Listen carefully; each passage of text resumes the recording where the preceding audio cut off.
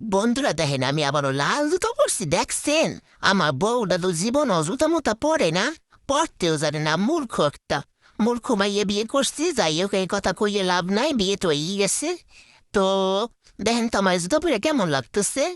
আমি বড় এই জুতা পরতে ভালোবাসি, যদি আমার মা জুতা কিনে দেয় না, আজকে দুইটা জুতা একটু ঠিক মতো পাইলাম, এছাড়া জীবনও পাই না। একটা এর মধ্যেই আমার দুই পা রাখতে হয়। দেখেন আজকে মা শাকবাজি করবে, এইটা হইতেছে মনে হয় পাট শাক। আর পাশে আছে পেঁয়াজ। পেঁয়াজ কাইতে দেখেন আমার চোখের সামনে রাখছে। আমার চোখ কুদা পুরা জ্বলতে যাইতেছে। একটু আমার কষ্ট কেউই বোঝে না। এ দিদি পেঁয়াজটা সরাবে দিয়ে আমার চোখে যা লাগতেছে না। দেখেন আমি একটু ভুল করে এলাইছি, কিছু মনে করেন না, এরম মাঝে সাঝে ভুল হইতেই পারে। আর ওইদিকে দেখেন দিদি রুটি বানাইতেছে, পোড়াটা দিয়া দুধটা দিয়ে খাইতে যে কি মজা লাগে। আজকে মনে হয় এই খাইতে হইবে আমার, একটু ডায়েট ফাইটও করতে হইবে। এলেগা 7 বাজে দিয়ে ভাত খাইতে হবে এবার।